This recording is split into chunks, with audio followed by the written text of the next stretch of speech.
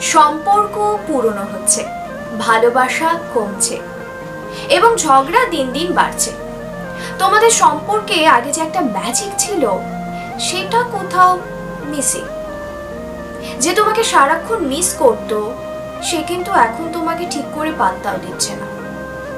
আচ্ছা, সম্পর্কে সেই পুরনো চার্মটাকে ফিরিয়ে আনা সম্ভব?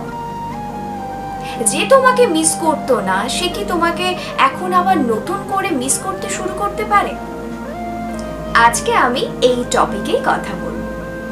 আজ আমি কথা বলবো how to make anyone miss you. কি সেই টিপস, যে টিপসগুলো ফলো করলে সে আবার তোমাকে মিস করবে। নমস্কার, আমি বাণী রয় ইউটিউব চ্যানেলে তোমাকে জানাই স্বাগত।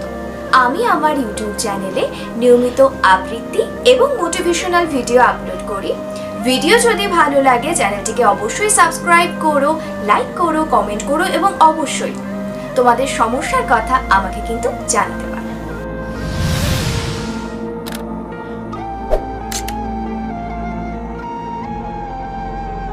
সম্পর্কটা অনেকটা চারা গাছের মতো।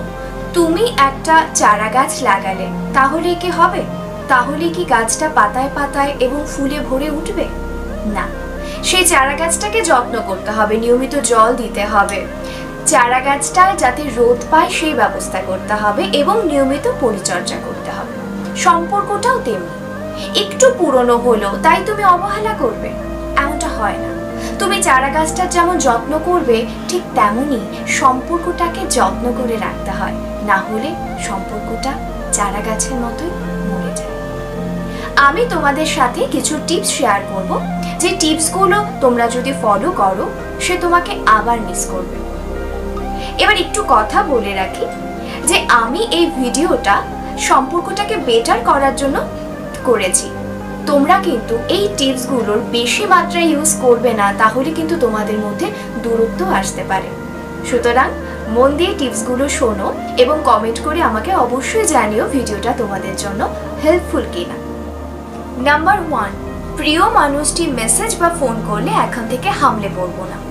আমাদের অনেকেরই নেচার আছে, যখনই প্রিয় মানুষটি ফোন করছে কিংবা মেসেজ করছে, মেসেজটা আমরা সঙ্গে সঙ্গে সিন করে ফেলি এবং সঙ্গে সঙ্গে রিপ্লাই দিয়ে ফেলি, এবং যদি কল করে ফেলে আমরা যাবতীয় কাজ ফেলে ছুটে চলে আসি এবং ফোনটা রিসিভ করি।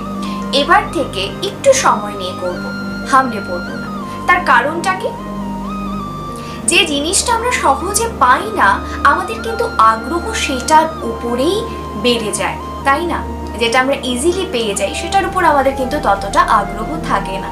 যদি তুমি সঙ্গে সঙ্গে ফোনটা রিসিভ করে ফেলো বা মেসেজটা করে ফেলো, তুমি যদি ইজিলি অ্যাভেলেবেল হয়ে যাও, ঘন্টাও তোমাকে মিস করবে না। সুতরাং এই টিপসটা কিন্তু মাথায় রাখতে হবে।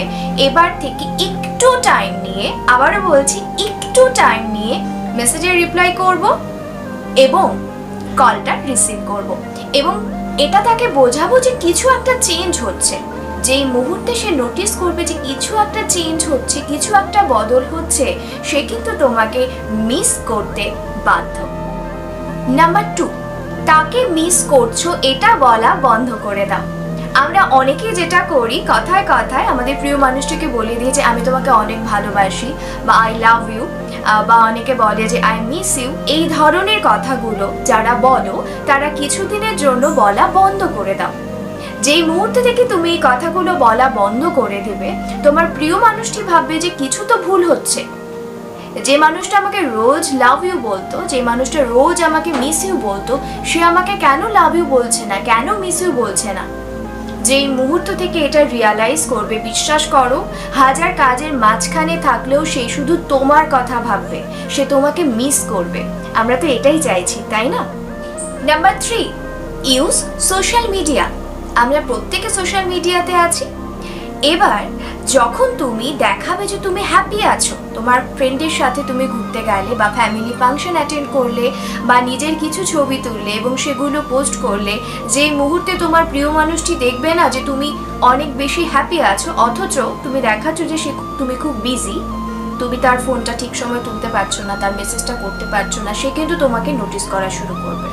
তুমি এটা কি কখনো লক্ষ্য করেছো যে যখন তোমাদের মধ্যে একটু খিটমিট হয় বা ঝগড়া হয়, সেই সময়টা বিশেষ করে সেই সময়টা কিন্তু আমরা সোশ্যাল নেটওয়ার্কে যে প্রোফাইলগুলো থাকে সেগুলো কিন্তু একটু স্টক করি, দেখি যে কি আপলোড করলো। হ্যাঁ, এই জিনিসগুলো কিন্তু আমরা করে থাকি। সুতরাং তুমি যদি হ্যাপি থাকো এবং তুমি যদি ভালো থাকো, সেই ছবিগুলো তুমি যদি আপলোড করো, তোমার প্রিয় মানুষটি কিন্তু দেখবে এবং ভাববে যে কি হচ্ছে। সে কিন্তু রিয়ালাইজ করবে যে কিছু ভুল হচ্ছে, সে কিন্তু তোমাকে মিস করতে শুরু করবে। নাম্বার 4, নিজের কিছু ছাপ রাখতে হবে। ব্যাপারটা কীরকম? আমরা প্রত্যেকে বডি স্প্রে ইউজ করি, পারফিউম ইউজ করি। হ্যাঁ, এবার তুমি যদি কোনো স্পেশাল ব্র্যান্ডের সেই পারফিউমটা বা বডি স্প্রেটা ইউজ করো, তোমার প্রিয় মানুষ সেটা জানবে। যখনই সেই স্মেলটা তার নাকে আসবে, যখনই সেই স্মেলটা সে পাবে, সে যেখানেই থাকুক না কেন, যার সাথেই থাকুক না কেন, যেখানেই ঘুরতে যাক না কেন, শুধু তোমার কথা মনে করিয়ে দেবে। সে কিন্তু তোমাকে মিস করবে।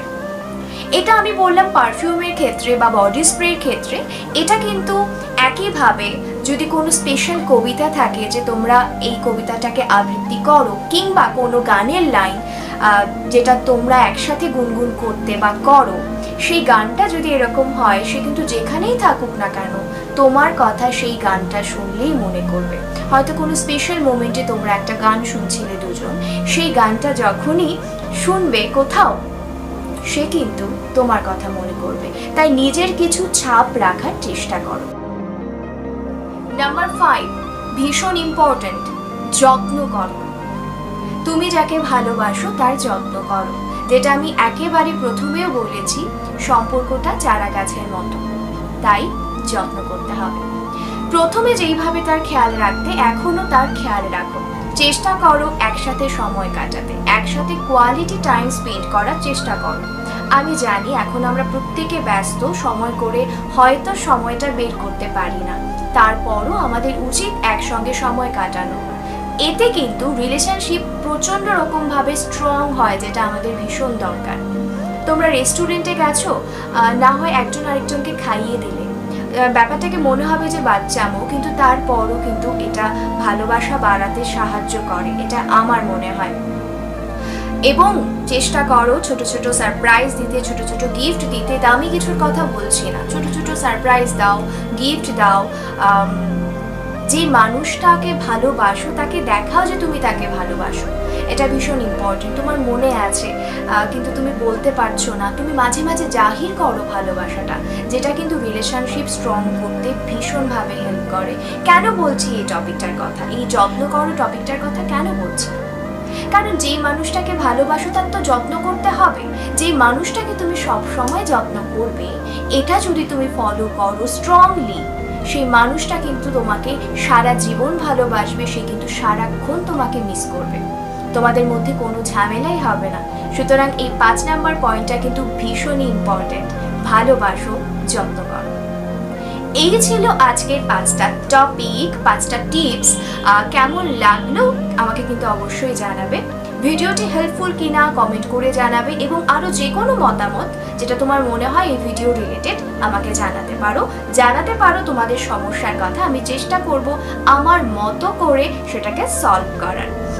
সকলে ভালো থেকো এবং প্রিয় মানুষটিকে ভালো রেখো।